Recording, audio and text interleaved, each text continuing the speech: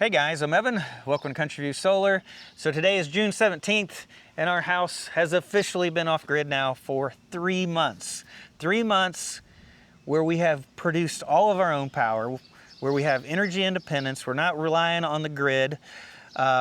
It feels good. I feel like we're getting really close to total energy independence. If we've made it now through the 3 months of spring, more than likely we're gonna make it through summer and fall. I think the true test will be this winter. When the sun is low on the horizon, and typically in southeastern Illinois where we live, it's very cloudy during that time of year as well. So December and January are the toughest months. So that's when we'll truly find out if we've reached energy independence. But right now, our house is 100% off grid. We're 100% energy independent. And I feel it's gonna at least be that way, at least until we get to November. So let me show you an overview of our system, a little bit of how it's performing right now in the springtime.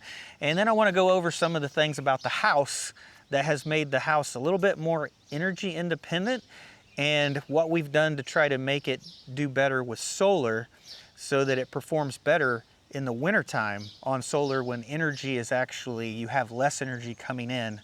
We actually use less energy in the wintertime. And a lot of people's houses that are all electric, I think they have their higher electric bills in the wintertime. Our house is actually opposite. Now, the first thing I want to point out is that our solar power system is not located in our house. It is located over here in our workshop. It has a really large roof, so it was a great place to be able to put a lot of solar panels and not take up yard space. And then another reason for it is that the inverters, a lot of these inverters that you buy, when they put out a lot of power or if they're charging the batteries heavy, they have a fan that gets rather noisy and you can kind of hear that through the walls. So a lot of times you prefer to put that inverter in a different building. That way you just don't have to hear the noise it produces. Now there are some out there that are a lot quieter, but the one I have does make quite a bit of fan noise. Now another reason why people would put them in a separate building, this is not necessarily the reason I did this, is that if you think that there's a fire risk, if you think there's a hazard having these batteries and you're afraid maybe one day down the road you might have something go wrong, it's not going wrong in your house. It's going wrong in a different building. The other reason to put it in here is just to be able to have the space I needed to be able to add all of this equipment. Now, the space I built in here, you're gonna see it's really tight. And in hindsight, I wish I would have made a little bit bigger room than I did.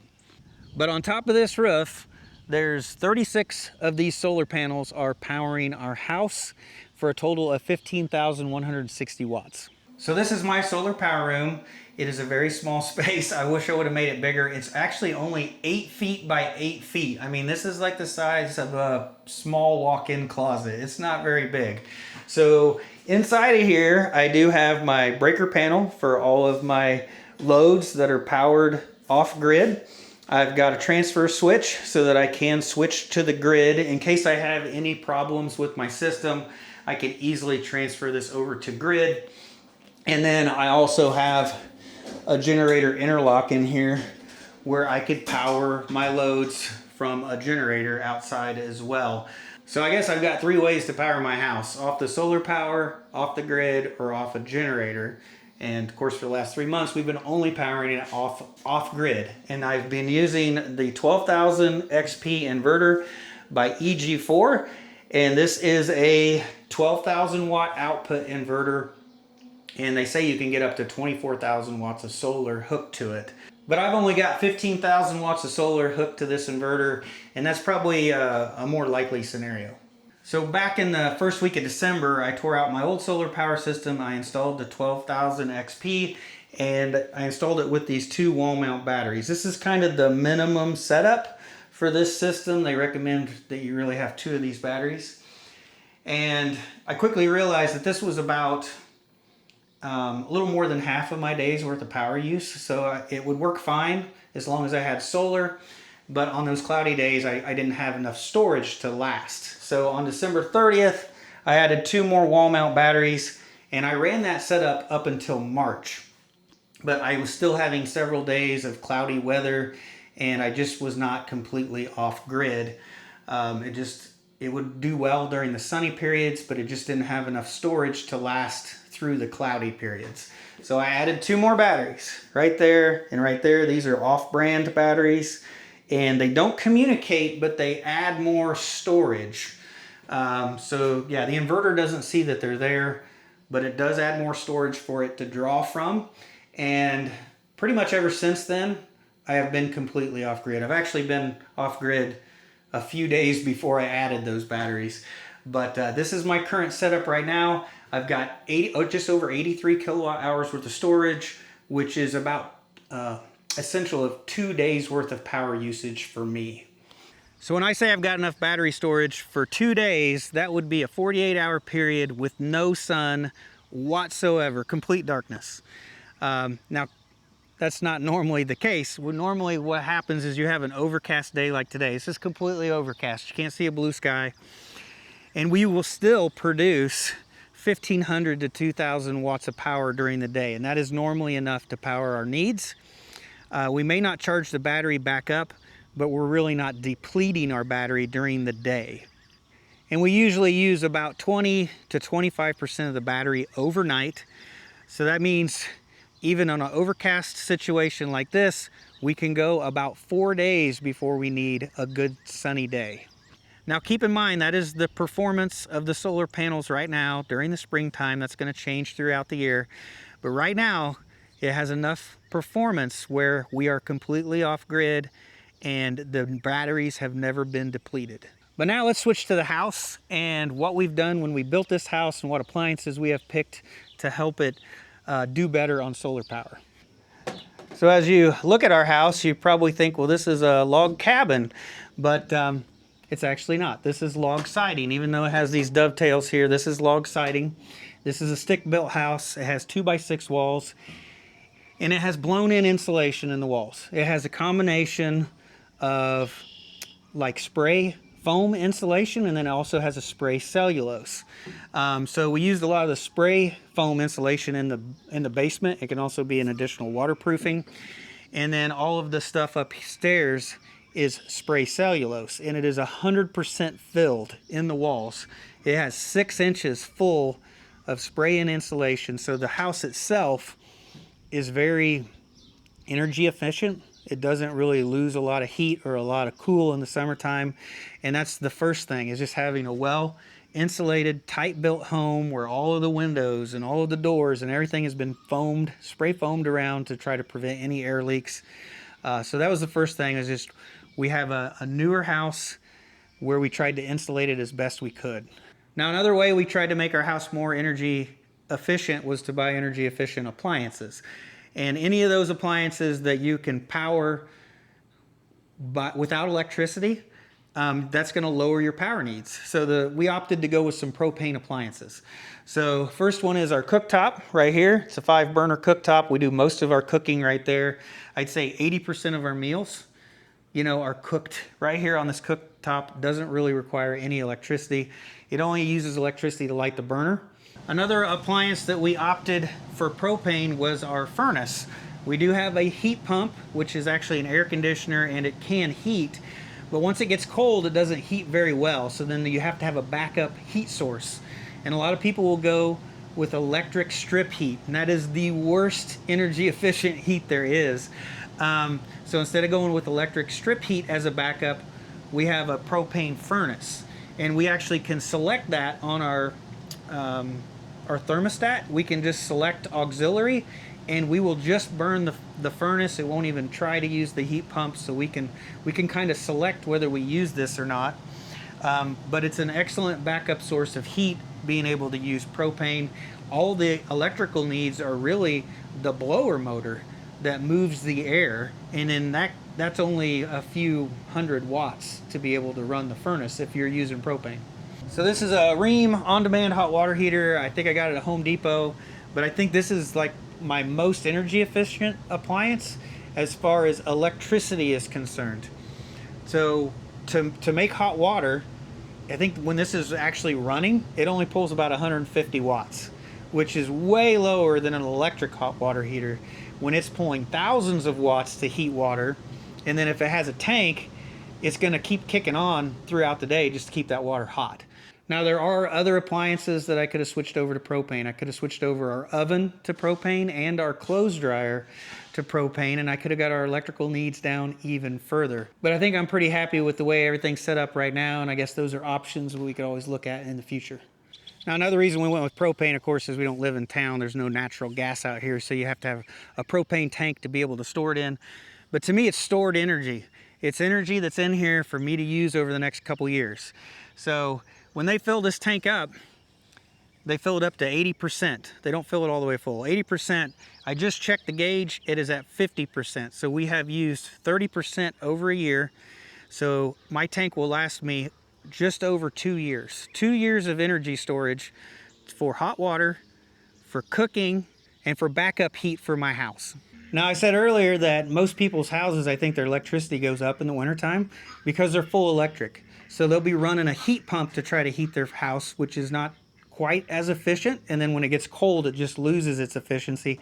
And then that strip heat kicks in, which is really expensive. So for me to lower my electrical use during the wintertime, we have opted to try to do most of our primary heating with wood. So you can see we got a firewood rack here. This is the wood that we didn't burn this winter. So in our house, we have a fireplace insert.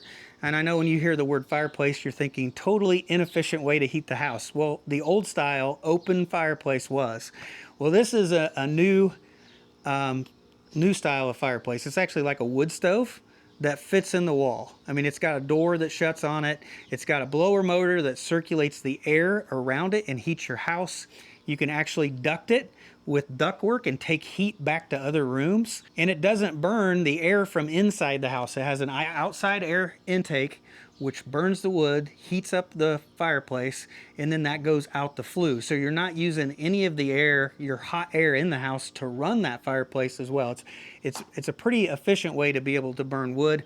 So this here is our fireplace insert. It's got like a door on it, like you would a wood stove. It has a pretty good amount of space in there so we can pile up the wood to make it last most of the night. And it pulls air through the bottom, through this grill, and air comes out the top. And then of course you got some controls over here. You can adjust the fan speed, you can turn the blower on and off. And this is how we heat the entire upstairs of our house in the wintertime. We do set our thermostat on like 62. So if we're gone for several hours and the house starts to get cold, that will kick on the propane furnace, keep like a minimum temperature. But 98% of the time we heat our house with wood using this wood stove, and we only use about 2 cords of firewood during the wintertime, which is actually a lot lower than what most people burn. And that goes back to having a well-insulated house and a real efficient way of burning wood. Now, I said our house has been completely off-grid for 3 months, and that is true, but our solar power system is actually powering a little bit more than just our house. It has a few loads out here in the workshop that it is also supplying power to. So these 3 garage doors here in the front, they're powered by that system. That way, in case the grid did go down, we can still open and close our garage doors. And out here, we've got a total of 4 like freezers that are running. I guess this one's a refrigerator right now. This is our milk from our milk cow. We've got our cheeses that we've made down there. But these freezers are all full of meat. Of course, it's meat that we've raised here on our property.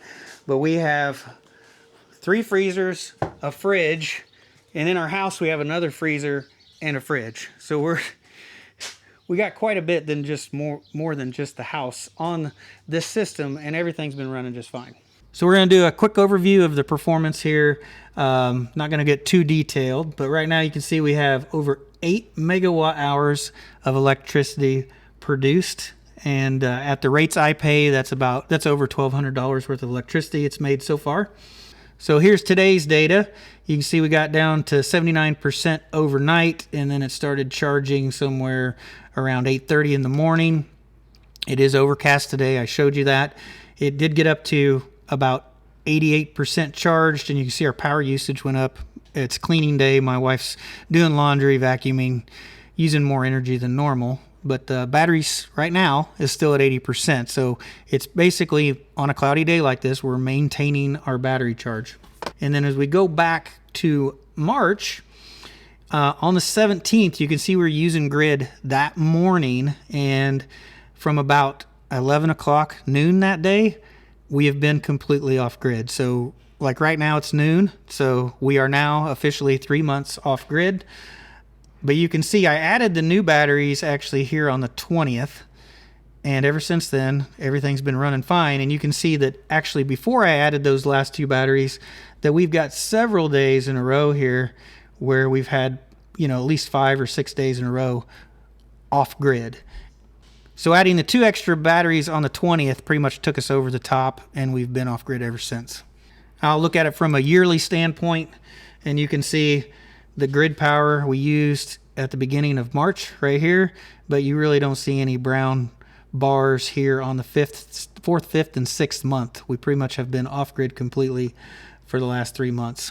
Now, I know there's a lot of people out there that's really into solar, and you can really geek out on all this stuff, all the different batteries and the inverters and solar panels and getting it all wired up, trying to tie it together in different ways. But I think if you really want to be energy independent, you have to be able to attack it from all sides. You need to look at the efficiency of how you use the energy, and you need to look at those energy requirements and how to get them down. And I think that when you try to take that from all angles, you can finally get to that energy independence. And that's where I feel like I am really on the precipice of right now. Do I make my own propane?